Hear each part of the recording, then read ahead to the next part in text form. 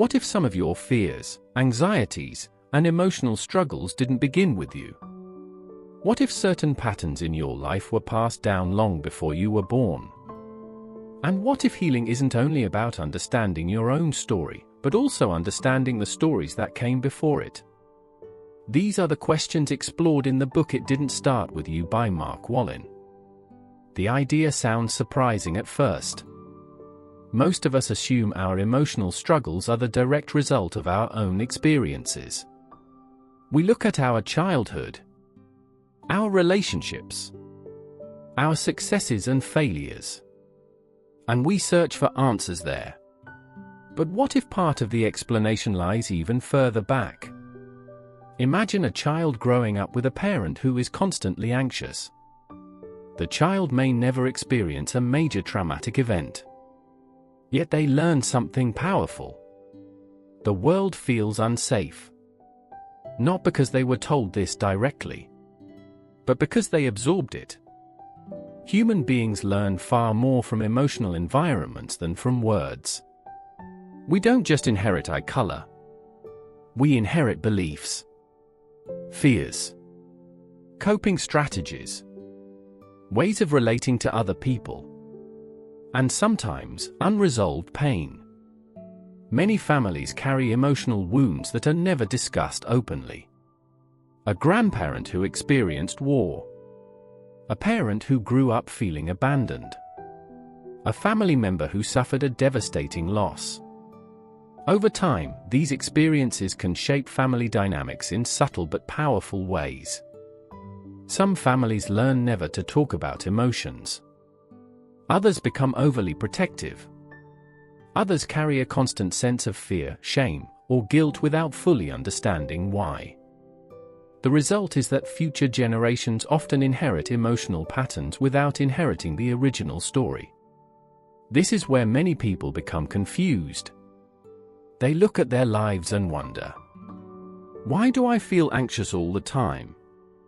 Why am I afraid of rejection? Why do I struggle with intimacy? Why do I react so strongly to certain situations? Sometimes the answer is found in personal experience. But sometimes the answer is found in family history.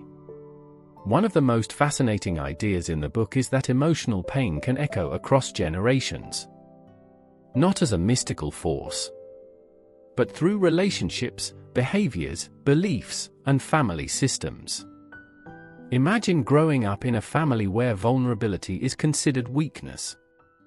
You learn to hide emotions. You learn to appear strong. You learn that expressing needs is dangerous. Years later, you may find yourself unable to open up in relationships.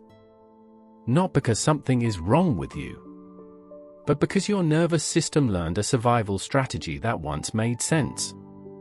The same thing happens with abandonment. If generations before you experienced loss, separation, or instability, the fear of losing connection can quietly become part of the family culture. Children absorb this, often without realizing it, and they carry it into adulthood. The good news is that patterns are not destiny. One of the most empowering messages in It Didn't Start With You is that awareness changes everything. The moment you recognize a pattern, you create the possibility of breaking it. You stop seeing yourself as broken. You start seeing yourself as part of a larger story. A story that can be understood and eventually transformed. This shift is powerful because it replaces self-blame with curiosity. Instead of asking, "What's wrong with me?" you begin asking, "Where did this pattern come from?" That question opens doors.